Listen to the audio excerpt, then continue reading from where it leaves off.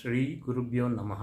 ಪ್ರಿಯ ಸ್ನೇಹಿತರೆ, ಎಲ್ಲರಿಗೂ ಈ ವೆಂಕಟೇಶ ಆಚಾರ್ಯನ ನಮಸ್ಕಾರಗಳು. ಈ ಹಿಂದಿನ ವಿಡಿಯೋದಲ್ಲಿ ನಾವು ರಾಶಿಗಳ ಪ್ರತ್ಯೇಕವಾದ ತತ್ವಗಳು ಕೆಲವನ್ನು ನೋಡಿದ್ವಿ. ಆ ರಾಶಿಗಳ ತತ್ವಗಳಲ್ಲಿ ಇರುವ ಇನ್ನೂ ಕೆಲವು ತತ್ವಗಳನ್ನು ಇವತ್ತು ನೋಡೋಣ. ಈ ರಾಶಿ ತತ್ವಗಳು ಒಂದು ವ್ಯಕ್ತಿಯ ಜಾತಕದಲ್ಲಿ ಅವನ ಜನ್ಮ ರಾಶಿ ಯಾವ ರಾಶಿಯಲ್ಲಿ ಇದೆಯೋ ಆ ರಾಶಿಯ ತತ್ವಗಳ ಪ್ರಕಾರ ಅವನ ಚಿಂತನೆಗಳು ಇರುತ್ತವೆ. ಅದೇ ರೀತಿ ಅವನ ಜನ್ಮ ಲಗ್ನ ಯಾವ ರಾಶಿಯಲ್ಲಿ ಇದೆಯೋ ಆ ರಾಶಿಯ ತತ್ವಗಳ ಪ್ರಕಾರ ಅವನ ನಡವಳಿಕೆಗಳು ಇರುತ್ತವೆ. ಆದ್ದರಿಂದ ಆ ರಾಶಿ ತತ್ವಗಳನ್ನು ಆದಷ್ಟು ಮಟ್ಟಿಗೆ ನೆನಪಿನಲ್ಲಿ ಇಟ್ಟುಕೊಳ್ಳಿ. ಇದು ಒಂದೊಂದು ಜಾತಕವನ್ನು ಪರಿಶೀಲನೆ ಮಾಡುವುದಕ್ಕೆ ತುಂಬಾ ಅನುಕೂಲವಾಗಿರುತ್ತೆ. ಈಗ ನಾವು ಇನ್ನು ಕೆಲವು ರಾಶಿ ತತ್ವಗಳನ್ನು ನೋಡೋಣ ಮತ್ತು ರಾಶಿಗಳ ಧಾತು ಮೂಲ ಜೀವ ತತ್ವಗಳು ಏನಂತ ನೋಡೋಣ. ಮೇಷ, ಕಟಕ, ತುಲಾ, ಮಕರ ಆದ 4 ರಾಶಿಗಳು ಧಾತು ತತ್ವದಲ್ಲಿ ಇರುತ್ತವೆ. ಧಾತು ತತ್ವ ರಾಶಿಗಳು ಜಡ ವಸ್ತುಗಳನ್ನು ಸೂಚಿಸುತ್ತೆ. ಅವಕ್ಕೆ ಬೆಳವಣಿಗೆ ಇರುವುದಿಲ್ಲ. ಕಲ್ಲುಗಳು, ಲೋಹಗಳು, ಅದಿರುಗಳನ್ನು ಸೂಚಿಸುತ್ತೆ, ಅಚಲನವಾಗಿರುತ್ತವೆ. ಮೇಷ, ಕಟಕ, ತುಲಾ, ಮಕರ ಆದ 4 ರಾಶಿಗಳು ಧಾತು ತತ್ವನೇ ಆಗಿದ್ದರೂ ಒಂದೊಂದಕ್ಕೂ ಕೆಲವು ವ್ಯತ್ಯಾಸಗಳು ಇದಾವೆ. ಮೇಷರಾಶಿಯ ಧಾತು ತತ್ವ ಅದರ ಅಧಿಪತಿಯಾದ ಕುಜಗ್ರಹ ಸೂಚಿಸುವ ಯಂತ್ರಗಳು, ಕಾರ್ಖಾನೆ, ಎಂಜಿನಿಯರಿಂಗ್ ಕೆಲಸಗಳು, ಗ್ರಾಣಿಗಳು ಅಂತಹ ವಿಷಯಗಳನ್ನು ಗುರಿಸುತ್ತದೆ. ಕಟಕ ರಾಶಿಯ ಧಾತು ತತ್ವ ಅದರ ಅಧಿಪತಿಯಾದ ಚಂದ್ರಗ್ರಹದ ಕಾರಕತ್ವಗಳಾದ ಮರಳು, ಸಿಮೆಂಟು ಮತ್ತು ಇಟ್ಟಿಗೆ ಅಂತಹ ವಸ್ತುಗಳನ್ನು ಸೂಚಿಸುತ್ತದೆ. ಅದೇ ರೀತಿ ತುಲಾ ರಾಶಿಯ ತತ್ವ ಧಾತು ತತ್ವ ಅದರ ಅಧಿಪತಿಯಾದ ಶುಕ್ರ ಗ್ರಹದ ಕಾರಕತ್ವಗಳಾದ ವಸ್ತ್ರಗಳು, ಆಭರಣಗಳು ಅಂತಹ ವಸ್ತುಗಳನ್ನು ಸೂಚಿಸುತ್ತೆ. ಮಕರ ರಾಶಿಯ ಧಾತು ತತ್ವ ಅದರ ಅಧಿಪತಿಯಾದ ಶನಿ ಗ್ರಹದ ಕಾರಕತ್ವಗಳಾದ ಭೂಮಿಯ ಕೆಳಗೆ ಇರುವ ಕಬ್ಬಿಣದ ಅದಿರು ಅಂದರೆ ಲೋಹದ ಕಲ್ಲುಗಳು ಅಂತಹ ವಸ್ತುಗಳನ್ನು ಸೂಚಿಸುತ್ತೆ. ಆಮೇಲೆ ಮೂಲ ತತ್ವನ ನೋಡೋಣ. ವೃಷಭ, ಸಿಂಹ, ವೃಶ್ಚಿಕ, ಕುಂಭ ಆದ 4 ರಾಶಿಗಳು ಮೂಲ ತತ್ವದಲ್ಲಿ ಇರುತ್ತವೆ. ಜೀವಂತವಾಗಿರುವ ವಸ್ತುಗಳು, ಬೆಳೆಯುತ್ತಿರುವ ವಸ್ತುಗಳು, ಆದರೆ ಅಚಲನವಾಗಿರುವ ವಸ್ತುಗಳು, ಗಿಡಗಳು, ಮರಗಳು, ಬಳ್ಳಿಗಳು ಅಂಥ ವಸ್ತುಗಳನ್ನು ಸೂಚಿಸುತ್ತೆ. ವೃಷಭ ರಾಶಿಯ ಮೂಲ ತತ್ವ ಅದರ ಅಧಿಪತಿಯಾದ ಶುಕ್ರ ಗ್ರಹದ ಕಾರಕತ್ವಗಳಾದ ಫಲ ಕೊಡುವ ಹಣ್ಣುಗಳನ್ನು ಸೂಚಿಸುತ್ತೆ. ಸಿಂಹ ರಾಶಿಯ ಮೂಲ ತತ್ವ ಅದರ ಅಧಿಪತಿಯಾದ ಸೂರ್ಯ ಗ್ರಹದ ಕಾರಕತ್ವಗಳಾದ ಮುಳ್ಳಿರುವ ಮರಗಳು, ಕಾಡುಗಳಲ್ಲಿ ಬೆಳೆಯುವ ಮರಗಳು, ಎತ್ತರವಾದ ಮರಗಳು, ಬಿಸಿ ಪ್ರದೇಶಗಳಲ್ಲಿ ಬೆಳೆಯುವ ಮರ ಮತ್ತು ಗಿಡಗಳನ್ನು ಸೂಚಿಸುತ್ತೆ.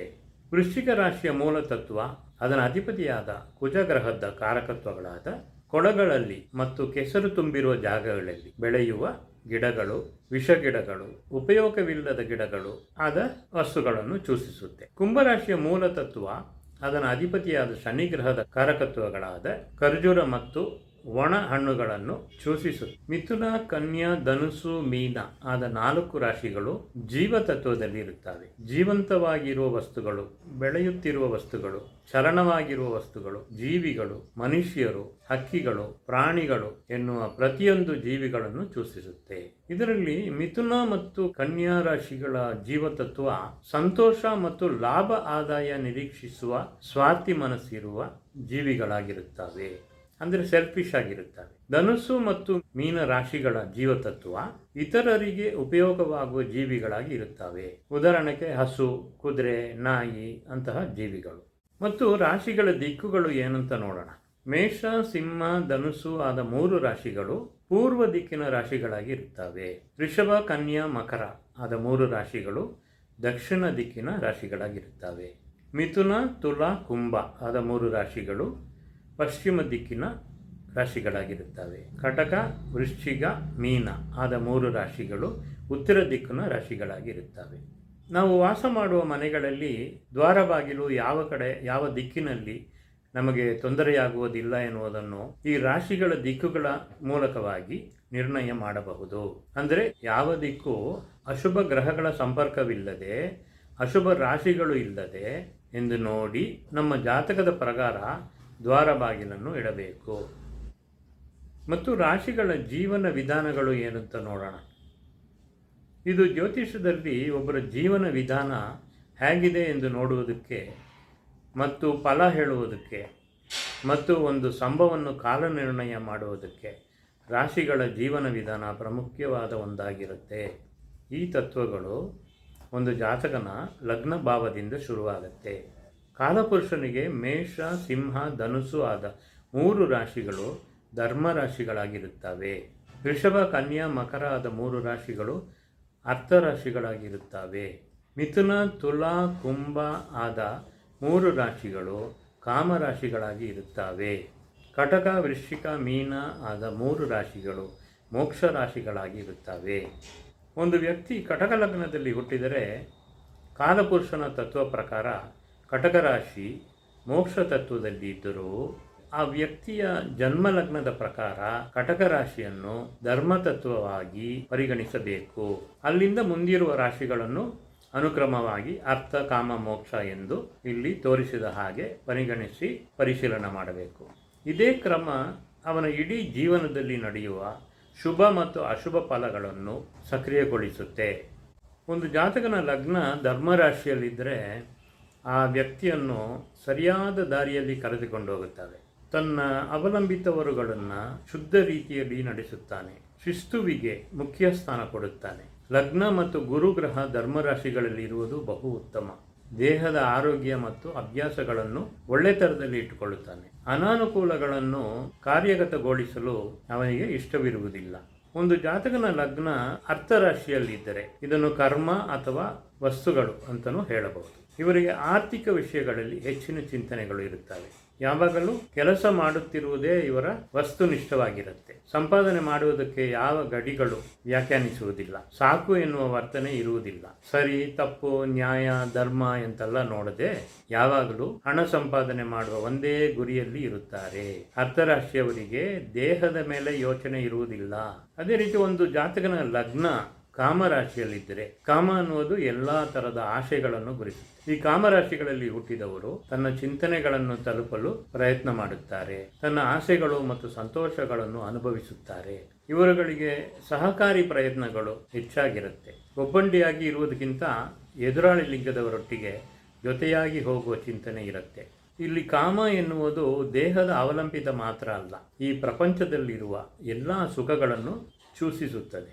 ಒಂದು ಜಾತಕನ ಲಗ್ನ ಮೋಕ್ಷ ರಾಶಿಯಲ್ಲಿದ್ದರೆ ಮೋಕ್ಷ ಅಂದರೆ ತೃಪ್ತಿ ಅಂತ ಹೇಳಬಹುದು. ನಾನು ಯಾರು ಎನ್ನುವ ಚಿಂತೆ ಈ ಮೋಕ್ಷ ತತ್ವದವರಿಗೆ ಇರುತ್ತೆ. ಎಲ್ಲ ಬಂಧಗಳಿಂದನೂ ಬಿಡುಗಡೆ ಆಗಬೇಕು ಎನ್ನುವ ಚಿಂತೆ ಯಾವಾಗಲೂ ಇರುತ್ತೆ. ಮೋಕ್ಷ ಎನ್ನುವುದು ಸಾವಿನ ನಂತರ ಎನ್ನುವುದು ಅರ್ಥವಿಲ್ಲ. ಜೀವನದ ಒಂದೊಂದು ಬಂಧಗಳಿಂದನೂ ಬಿಡುಗಡೆಯಾಗುವುದನ್ನು ಮೋಕ್ಷ ಅಂತ ಹೇಳಬಹುದು. ಉದಾಹರಣೆಗೆ ಮೇಷ ಲಗ್ನದವರಿಗೆ ಕಟಕ, ವೃಶ್ಚಿಕ, ಮೀನ ರಾಶಿಗಳು ಮೋಕ್ಷ ಸ್ಥಾನಗಳಾಗುತ್ತದೆ. ಮೇಷ ಲಗ್ನಕ್ಕೆ 10ನೆಯ ಭಾವ ಮಕರ ರಾಶಿ ಆಗುತ್ತೆ. ಒಂದು ಜಾತಕದಲ್ಲಿ 10ನೆಯ ಭಾವ ಎನ್ನುವುದು ಆ ವ್ಯಕ್ತಿಯ ಉದ್ಯೋಗವನ್ನು ಸೂಚಿಸುತ್ತೆ. 9ನೆಯ ಭಾವ ಧನುಸ್ಸಿನಲ್ಲಿ ಅದನ್ನ ಭಾವಾಧಿಪತಿಯಾದ ಗುರುಗ್ರಹ ಸ್ಥಿತವಾಗಿದ್ದು ಗುರುದಶ ಬಂದ ಕೂಡಲೇ ಧನುರ್ಭಾವ ಎನ್ನುವ ಮೋಕ್ಷ ಭಾವ ಆಕ್ಟಿವೇಟ್ ಆಗುತ್ತೆ. ಅಂದರೆ ಮೋಕ್ಷ ಭಾವ ಕೆಲಸ ಮಾಡೋಕ್ಕೆ ಶುರುವಾಗುತ್ತೆ. ಆವಾಗ ಆ ವ್ಯಕ್ತಿ ಕೆಲಸದಿಂದ ಬಿಡುಗಡೆಯಾಗುವ ಸ್ಥಿತಿ ಉಂಟಾಗುತ್ತೆ. ಯಾಕೆಂದರೆ ಮಕರ ರಾಶಿಗೆ ಧನುರ್ ರಾಶಿ ಮೋಕ್ಷ ರಾಶಿ ಆಗುತ್ತೆ. ಆ ರಾಶಿಯ ಅಧಿಪತಿ ಗುರುವಾಗುತ್ತಾನೆ. ಅವನ ದಶ ಶುರುವಾದ ಕೂಡಲೇ ಅವನು ಮಾಡುವ ಕೆಲಸಕ್ಕೆ ಮೋಕ್ಷ ಸಿಕ್ಕತ್ತೆ ಎಂದು ಅರ್ಥ ಮಾಡಿಕೊಳ್ಳಿ. ಇದೇ ರೀತಿಯಲ್ಲಿ ಬೇರೆ ಎಲ್ಲ ಧರ್ಮ, ಅರ್ಥ, ಕಾಮ, ಮೋಕ್ಷ ಭಾವಗಳನ್ನು ಇಟ್ಟು ಫಲಗಳನ್ನು ವಿಶ್ಲೇಷಣೆ ಮಾಡಬೇಕು. ಈ ವಿಷಯಗಳನ್ನು ದಶಾಭುಕ್ತಿ ಅಧ್ಯಾಯದಲ್ಲಿ ಇನ್ನೂ ಹೆಚ್ಚಿನ ಉದಾಹರಣೆ ಜಾತಕಗಳ ಒಟ್ಟಿಗೆ ನೋಡೋಣ. ರಾಶಿಗಳ ಪ್ರಯೋಜನಕಾರಿ ತತ್ವಗಳು. ಪ್ರಯೋಜನಕಾರಿ ರಾಶಿಗಳು ವೃಷಭ, ಕಟಕ, ಕನ್ಯಾ, ವೃಶ್ಚಿಕ, ಮಕರ, ಮೀನ. ಪ್ರಯೋಜನಕಾರಿ ಅಲ್ಲದ ರಾಶಿಗಳು ಮೇಷ, ಸಿಂಹ, ಧನುಸ್ಸು. ಅರ್ಧ ಪ್ರಯೋಜನಕಾರಿ ರಾಶಿಗಳು ಮಿಥುನ, ತುಲ, ಕುಂಭ. ಪ್ರಯೋಜನಕಾರಿ ರಾಶಿಗಳು ಜೀವಂತವಾಗಿರುವ ಪ್ರಾಣಿಗಳು ಮತ್ತು ವ್ಯವಸಾಯ ಉತ್ಪಾದನೆ ಮಾಡುವುದಕ್ಕೆ ಒಳ್ಳೆಯ ಅನುಕೂಲವಾಗಿರುವ ರಾಶಿಗಳಾಗುತ್ತವೆ. ಈ ರಾಶಿಗಳಲ್ಲಿ ಮಕ್ಕಳು ಜನಿಸಲು ಉತ್ತಮ. ಪ್ರಯೋಜನಕಾರಿ ಅಲ್ಲದ ರಾಶಿಗಳಲ್ಲಿ ಪುತ್ರ ಸ್ಥಾನಾಧಿಪತಿ ಅಥವಾ ಪುತ್ರಕಾರಕ ಸ್ಥಿತವಾಗಿದ್ದರೆ ಶಿಶು ಜನಿಸುವುದಲ್ಲಿ ಕೆಲವು ಸಮಸ್ಯೆಗಳು ಗ್ರಹಗಳ ಸಂಬಂಧಕ್ಕೆ ತಕ್ಕಂಥದ್ದಾಗಿ ಇರುತ್ತದೆ. ಶುಭ ಗ್ರಹಗಳು ಈ ರಾಶಿಗಳಲ್ಲಿ ಸಂಬಂಧಪಟ್ಟಿದ್ದರೆ ಯಾವ ಸಮಸ್ಯೆಗಳು ಇರುವುದಿಲ್ಲ. ಅರ್ಧ ಪ್ರಯೋಜನಕಾರಿ ರಾಶಿಗಳು ಮಿಶ್ರಿತ ಪರಿಣಾಮಗಳನ್ನು ಕೊಡುತ್ತವೆ. ಮತ್ತು ಮುಖ್ಯವಾಗಿ ಈ ರಾಶಿಗಳು ಗುರುತಿಸುವ ಶರೀರದ ಅಂಗಗಳು. ಮೇಷರಾಶಿ ಬಂದು ನಮ್ಮ ತಲೆ, ಮೂಳೆ, ತಲೆಬುರುಡೆ ಇವನ್ನೆಲ್ಲ ಸೂಚಿಸುತ್ತೆ. ಈ ಅಂಗಗಳನ್ನು ಕಾಲಪುರುಷನ ಮೇಷ ರಾಶಿಯಿಂದನೂ ನೋಡಬೇಕು ಮತ್ತು ಜಾತಕನ ಲಗ್ನವನ್ನು ತಲೆಯಿಂದ ಶುರು ಮಾಡಿ ನೋಡಬೇಕು. ಅಂದರೆ ಮೇಷ ರಾಶಿಯನ್ನು ನಾವು ತಲೆ ಅಂತ ಇಟ್ಕೊಂಡಿದ್ದೀವಿ, ಆಮೇಲೆ ಬರುವುದು ಎರಡನೇ ರಾಶಿಯಾಗಿ ವೃಷಭನ ತಗೊಂಡಿದ್ದೀವಿ. ಅದೇ ರೀತಿ ಜಾತಕನ ಲಗ್ನ ಮೊದಲನೇ ಭಾವವಾಗಿ ತಗೊಂಡು ಮೇಷ ರಾಶಿ ಯಾವ ಅಂಗವನ್ನು ಸೂಚಿಸುತ್ತೋ ಅದು ಅವನ ಲಗ್ನ ಭಾವಕ್ಕೆ ತಗೊಂಡು ನೋಡಬೇಕು. ವೃಷಭ ರಾಶಿ ಮುಖ, ಮೂಗು, ಹಲ್ಲು, ನಾಲಿಗೆ, ಬಾಯಿ ಇದೆಲ್ಲ ಸೂಚಿಸುತ್ತೆ. ಮಿಥುನ ಕುತ್ತಿಗೆ, ಗಂಟ್ಲು, ಕೈಗಳು, ಭುಜಗಳು ಇವನ್ನು ಗುರುತಿಸುತ್ತೆ. ಕಟಕ ಎದೆ, ಹೃದಯ, ಸ್ತನಗಳು. ಸಿಂಹ ಹೃದಯ, ಮೇಲಿನ ಹೊಟ್ಟೆ, ಬೆನ್ನು ಹುರಿ.